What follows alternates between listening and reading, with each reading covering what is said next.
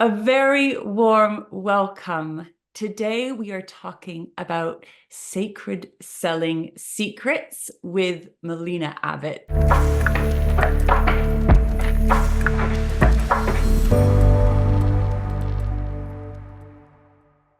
Melina Abbott is a wife, mum of two, living in Shropshire, England. She helps spiritually aware coaches and healers sell with integrity and grow profitable, aligned businesses. She is the author of Sacred Selling, Foundations for an Aligned, Abundant Business, and founder of the Sacred Selling Club. Welcome, Melina. Thank you for joining us for today's conversation. Thank you so much for having me. I am utterly delighted to be here. Always wonderful to talk with you, Lara. So we are talking all about sales, sacred sales to be precise, and we're going to be diving into what that means. But first, I'd like to share how I met Melina, because I met Melina for the first time on a sales call. We were having a sales conversation. And this was quite a significant moment for me because this was my very first higher end investment into growing my business. Before then, I'd been a healer, spiritual coach, practically giving my services away, undercharging, undervaluing. And I had the vision and the guidance that I needed to grow my business. It needed to become more profitable. I needed to scale it, but I had zero business skills. And it was a really big moment for me. So I was on the call with Melina, and she held this incredibly beautiful call where I didn't feel like she was selling me anything. I felt like she was holding space for me and a safe space for me to make a really important and powerful decision to change my life. And it was very scary. It brought up a lot of challenges in my marriage around making that investment. So at that time, it was a $5,000 investment in pounds, which seemed like a huge amount of money at the time. And Melina just held space. It was this incredible conversation where I didn't feel like she was being pushy. I didn't feel forced. I felt heard. I felt listened to. I felt she was holding space for me to be able to make this kind of scary decision. And I think we even had a couple conversations. So she was very patient with me as I needed to talk to my husband. And I just had such a powerful experience being on the receiving end of this sales conversation. And it was beautiful. And so when I started discovering more about her work, as her business grew and evolved over years, I knew exactly what she was talking about around sacred sales because I'd been on the receiving end of it. It feeling beautiful, not sleazy, not pushy, not forced, and in fact incredibly safe and held and loving and healing and supportive. So that's how we met. And we've been in each other's sort of ecosystems for many years now. And Melina's running her own business, all about sacred sales, which is wonderful. And I invited Melina to come and talk with us today because I have coached so many people who really struggle with sales, who think sales is sleazy or pushy, and they've got these like amazing services or amazing businesses, but struggle to sell or feel deeply uncomfortable with sales. So I wanted to invite Melina to come and share her wisdom and her expertise with us today. So if you are struggling with sales, if you're feeling uncomfortable around sales, Melina is the one to connect with. So beautiful. How about you, Melina? What got you into this line of work? Like, what's been your journey with sales? It's really funny, actually. When I look back, it's almost quite random and divinely guided. I didn't grow up wanting to be a salesperson. I definitely didn't grow up wanting to teach selling. I was in marketing. I was in sales and marketing for many years as a job, but I really didn't feel I had enough information to start up on my own. And I ended up going to a business startup show, another random thing, but I won't go into that. and joined an international business development organization that taught me all around direct response marketing and selling. And I got into it, and it was just like, whoa, every single person, like every single business needs to know this, because a lot of what we are taught around marketing is for big businesses. So it doesn't apply to particularly solopreneurs or one-man bands. And it was just like the step-by-step process for gaining clients. And I was like hooked. It's like, this is amazing. And I joined this business development organization, and I did cold calling. Like, this was way back 20 years ago. And my knees were knocking, my hands were shaking, but it was the fastest way to get in front of a business. And I got some appointments, and it took me about 8 weeks. I was still working full time at this point to sign up my first client. Some of those early meetings where I kind of like cringe when I think about it. But they were still fun. And yeah, that gave me the confidence to say, hey, I can do this, and hand in my notice at work and slowly build my business. And at the beginning, it was very much nuts and bolts, step-by-step process. But at a similar time, I also started my own business growth, like personal growth and spiritual growth journey, and started to see how you could blend the sacred, the growth with that nuts and bolts sales, because not everyone was following the steps, and I didn't get it. I worked with other consultants at the time, and they said, I know what to do with the business once I get the client, but I don't know how to get them. And I'd be like, but you just follow the steps that we're taught. Like, it's not rocket science, just do it step by step. And then I fell out of love with sales at one point. I basically burnt out, and I recognized that that inner game was as important as that outer game. And without addressing some of the patterns that played out, those results weren't going to happen. And I saw that that was as important. And then I set myself up as a transformation coach and went and did exactly what I saw my clients doing, i.e., not marketing, not doing the lead generation. And finally, I kind of, this is what they're talking about. And that's really how Sacred Selling came about, was this beautiful blend of the practical step-by-step nuts and bolts. You probably language it as like those masculine systems of sales, but with this beautiful blend of following the divine guidance, aligning to your heart and soul, and bringing in like what wants to flow and all of that. So you're doing the both at the same time. We can't kind of separate the two. And so that's kind of Sacred Selling. I'm really holding that space for people to like step into, like, especially when it comes to selling transformation or making a difference. Then there's a lot of fear around, and you have to be solid to enable people to step into that space, as you experienced all those years ago.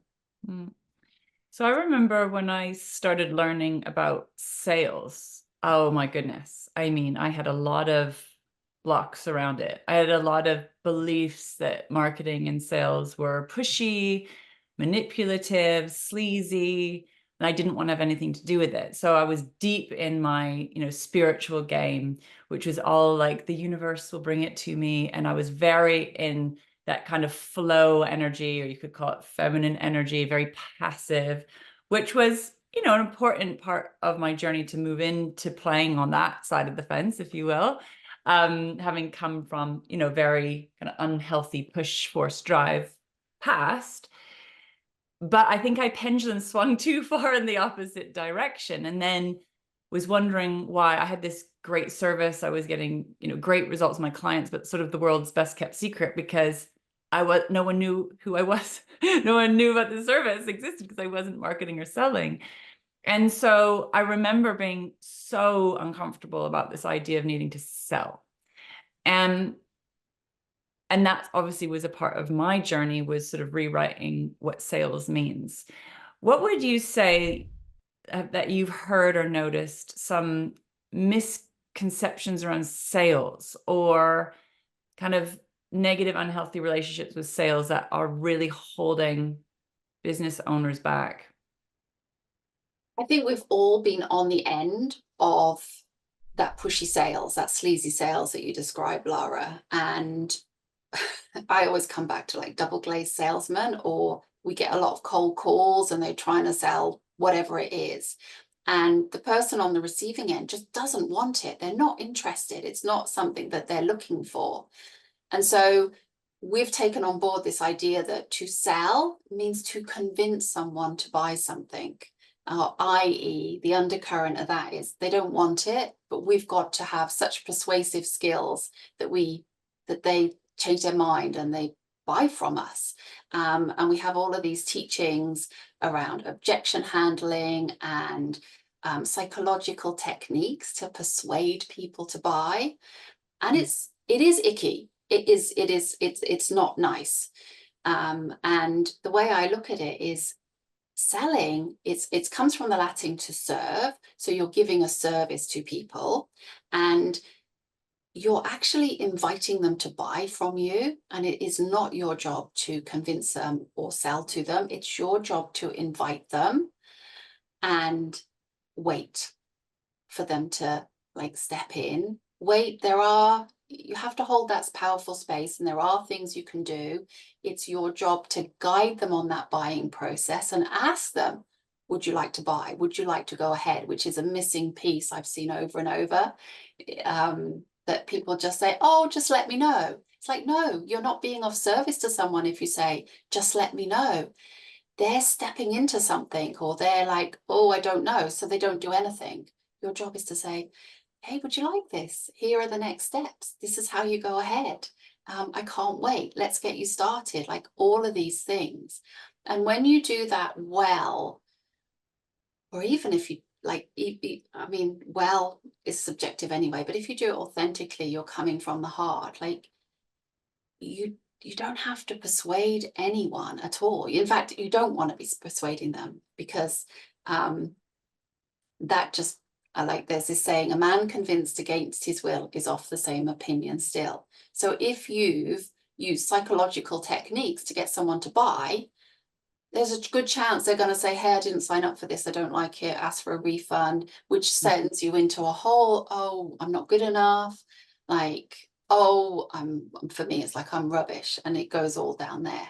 So it's much better to see sales as an invitation to buy, and you're taking them on that journey with you to say yes, that it's an invitation, and to them. Like I guess it's kind of a bit like a game changer. I don't teach objection handling, because if they get to the end of the call and they say, I can't afford it, then that's another way of saying no. Your job is you're selling from the beginning, all the way back when you're through the invitations and how you do it. So at the end, it's a natural yes, or yeah, I'd love to do that. So immediately, I think, so the invitation, ask, right? Ask. Yes. What I know that has come up for me, and still does actually, is what I would call rejection sensitivity. So I used to be so paralyzed by what felt like rejection that I couldn't do it. I couldn't put myself out there. So I call that, so this rejection sensitivity that was really affecting my sales, and would take it personally. And I've had to do a lot of work to separate, the no from me, like kind of almost to separate myself from my work and not take it so personally. But in the beginning, it was like, I'm selling you my heart. I'm selling you my soul. I'm selling you, like, this is not just what I do, it's who I am. And I would get really, really held back by that. And in fact, it's still something I have to hold and work with. So have you noticed that in terms of, like, does that come up for clients that you work with? Yeah, and I've had to handle that myself around that piece of rejection. They're rejecting me, and then you take it to mean, oh, I'm rubbish, I'm no good, I can't do this, and all of the drama. That sounds a bit harsh, but the things that go alongside that. And the way that I look at it and teach it is, even brilliant salespeople they're only converting like 1 in 2 is like great conversion. So for every person that says yes, there's one person that says no. And so knowing that, it's almost like you want to celebrate the no's as much as the yeses, because every no brings you closer to a yes. And I remember I was doing a bunch of sales. I think this was just a bit before we were working together, Lara. And I had a day of calls, like, and everyone said no. So I went through the thing, like I had about 4 calls and they were all no. And I needed to get coaching around it, because it's like, oh, I've lost the skill after signing people up. And through working through the no's and those feelings of rejection, so it's going in and looking at the feelings that come up and processing them, then it allows healing to take place, which is kind of the things that we do in sacred selling. It's you take the practical actions and look at what's the inner that's going on. And then through doing, well, just through doing that work and seeing that every no brings you close to a yes, the next day, I think I had the same 4 conversations, but 3 people bought. So in many ways, you can celebrate the no's just as much as the yeses. And it's that flipping that way of looking at selling rather than taking it personally. And that's not saying that it won't ever come up, because it does. But I remember on one occasion, I'd had this sales call, they'd said no. And oh my goodness, I was like, oh, they don't love me, I'm bad. And I went and I stood on my doorstep and I looked outside at the garden and at the flowers, and I said, what has changed in my life? Like, absolutely nothing in my life had changed. So why had I gone into this despair thinking I was rubbish, when actually all that had happened was that someone had said no to a product or a service that I was selling. And so we use a lot of our patterns and trauma is there regardless of the sales, and the selling can bring it up. So we use it as a way to almost heal our patterns, heal that trauma, those feelings of rejection, and work through it and see where we're at. So I've definitely experienced that the sales journey, or learning about sales, has been one of the most profound healing journeys of growth and development.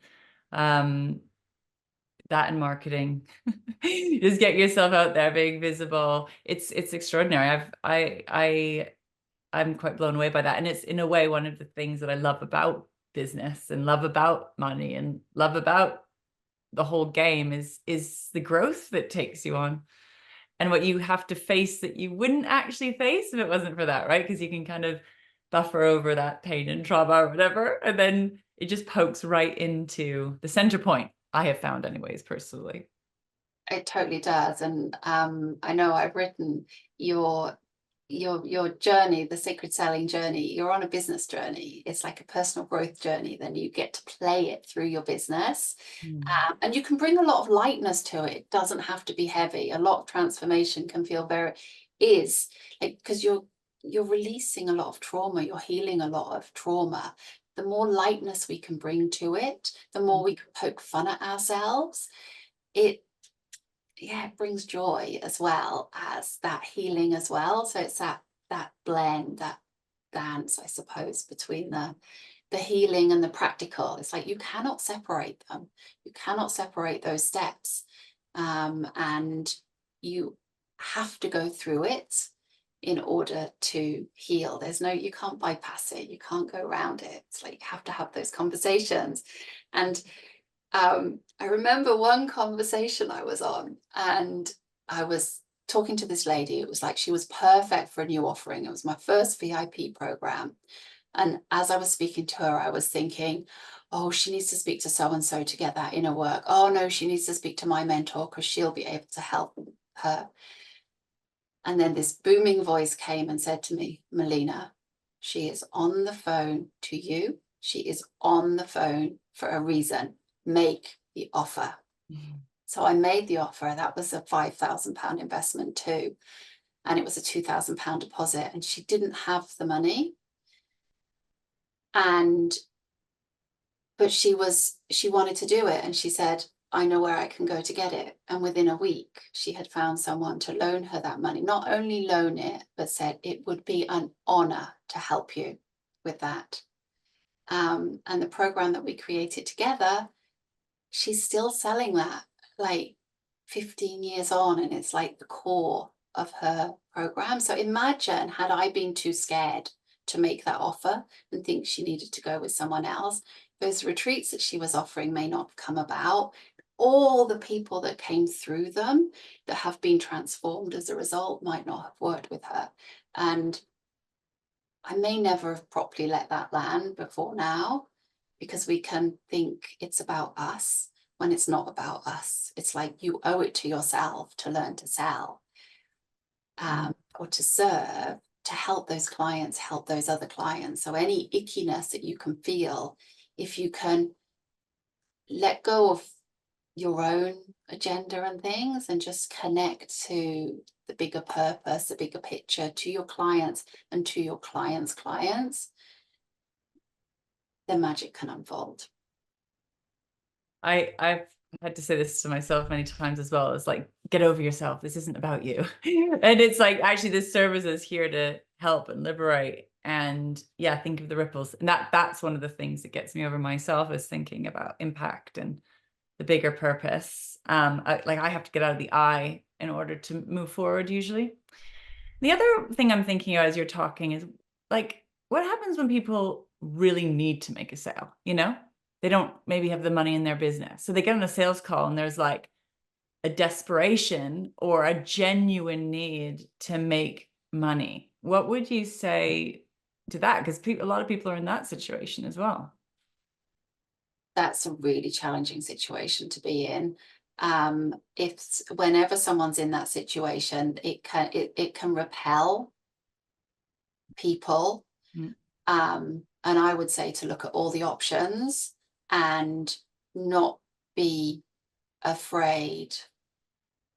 Okay, there's a couple of things to look at: all the options to generate money, which might be to go and get a part-time job, which might not be the thing that people want to hear, because you've got to be committed. So that's one option. But the other thing is to be committed to the journey and to growing the business and to getting the work out there, and to take action on generating more sales conversations, to take action on bringing, like, letting people know about it, but really not go into any conversation thinking I have to make this sale. Like, and what can help is to say, like, God is my source, not that one person. Because we can think, and I had this before, it's like, I was gonna buy my new car with that money and it didn't come about. And it's like, no, God is your source, or the divine is your source, or however you want to language it. And keep trusting back and keep taking the actions and doing that inner work, and letting go of any one conversation you having to make that sale, because they can feel it. And then you're desperate, then you're not being of service to that person if you're going in having to make that sale. It's like, you really want to have that freedom for them to make it or not. And there's usually other things that you can look at when it comes to like generating money, and keep trusting. I think the key is to keep trusting and keep, like, going inwards and doing some of that inner work and looking at, okay, what do I need to know? What do I need to know? For me, because there's been various points on my journey, it's like, I need to make more money. And one of the places is falling in love with money, looking at all the areas that I'm spending. So you see it holistically, rather than just that laser focus on making a sale. Because that's where this, sleazy sales comes about, I think. It's letting go of that attachment, like, let go of the attachment to that particular outcome, as hard as it is. And sometimes there's a lot of releasing that has to be done afterwards. Does that Yeah, thank you. I think that's really important. It's like holding the space, but also like from a place of non-attachment. So this great answer, because it's a hard place to be if you're in that place. And I know, this is where I think sales becomes quite masterful, really. It's about how you hold yourself as well as how you're holding the conversation. And I think that we have this attachment that it has to look a certain way. And sometimes it might not be. Like it might be that there's a lot of people go into, like there's the soul work that they want to do, and sometimes there's like some practical work that they've done before that's not really aligned to what they want to do, but they're good at it and they could make a sale through it. And sometimes it's like, okay, well, maybe I need to just like reach out to a past client and go and do this work. No, it's not where I want to go, but that will free up some freedom that takes the pressure off your soul work having to generate that income.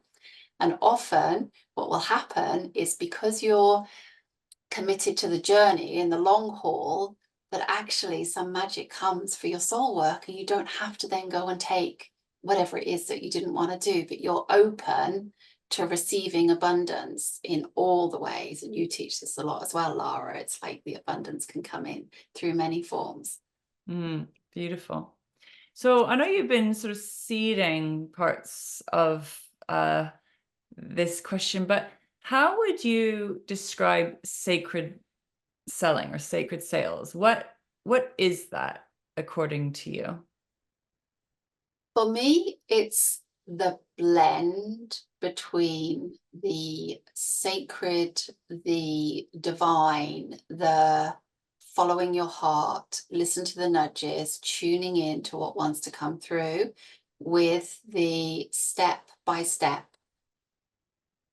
nuts and bolts of sales, the inviting people to like lead generation, inviting people to sign up to find out more about you and what you're offering.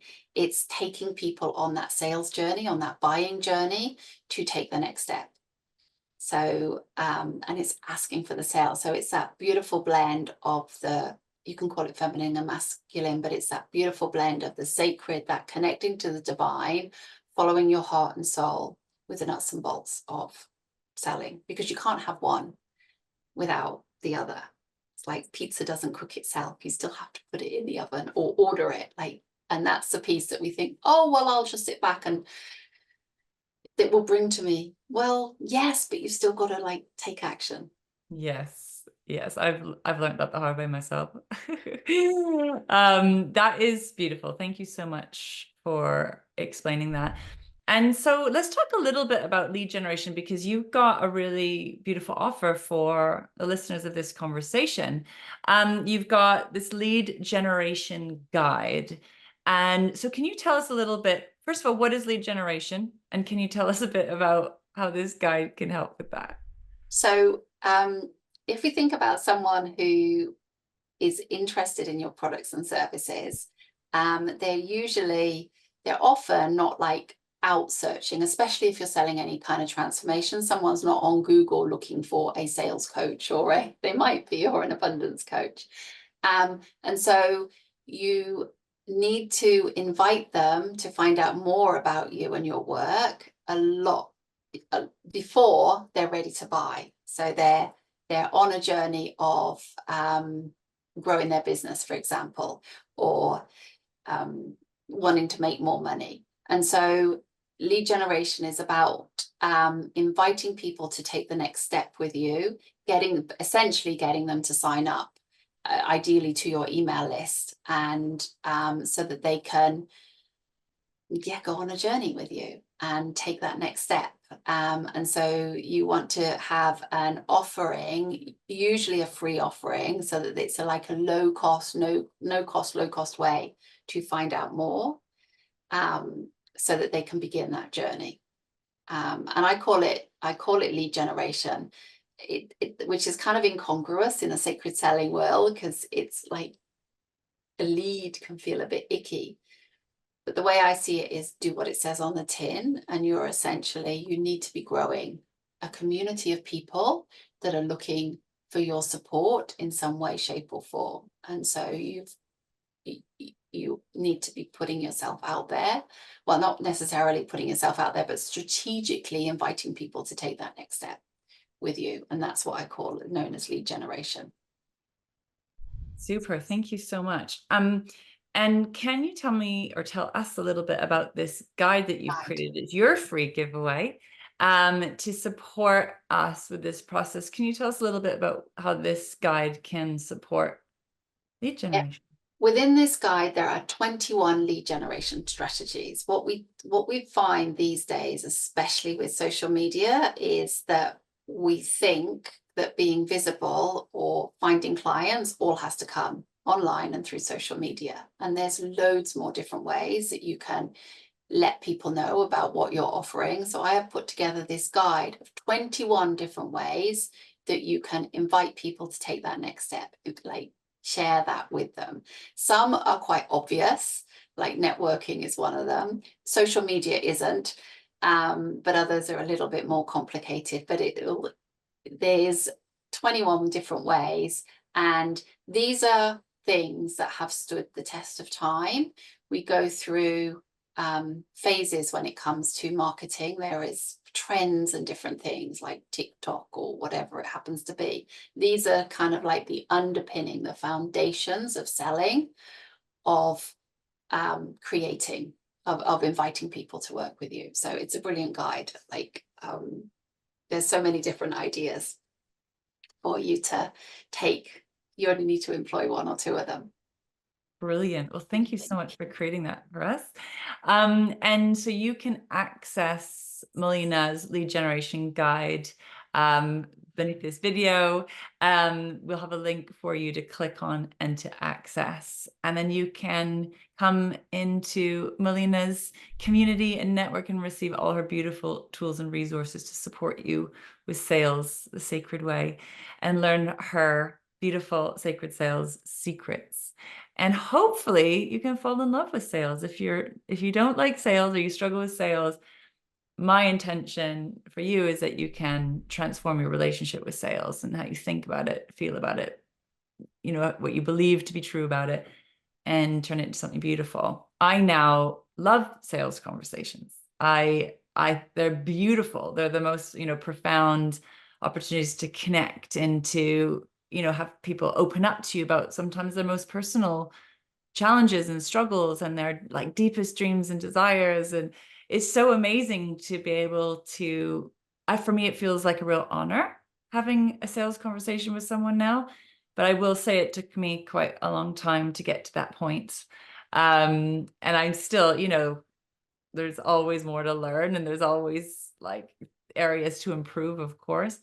But it's so nice to finally feel that way. But I really didn't feel that way for a long time. So it is possible. It is possible to transform your relationship with sales and enjoy it even. So thank you so much, Melina. Are there any closing thoughts, any words of wisdom that you'd like to share before we close our conversation today? I think it's that sales can be like ease, not easy, but filled with ease. And that there's nothing more beautiful than someone saying yes, and you know their lives are going to be transformed. And to bring like lightness. People will often work with me and it feels like a weight has been lifted and they feel more confident with the selling. So yeah, it can be fun. It can be fun and a joy and a delight. So I hope whoever's listening has taken some of that away today, and we'd love to connect further. So do download the guide and come play with sales. And play with sales. Sacred And way. I have been on the receiving end, and I'm on the receiving end of Melina's beautiful work. And there is something really cool that's happened to me. I had a particular block actually around lead generation that I was working on, a sort of resistance. And I'm in Melina's group, and there's a lot of sort of magic that I think you do with the energetic side of things, the spiritual side of things, and it kind of looks seamless, and that's where it feels like ease, where something that can be a real struggle or a block or heaviness can just seemingly just lift or shift And I think that's the sort of magic of the sacred part of sales, and the sacred part of your work is when we're doing the energetic work and the inner game work.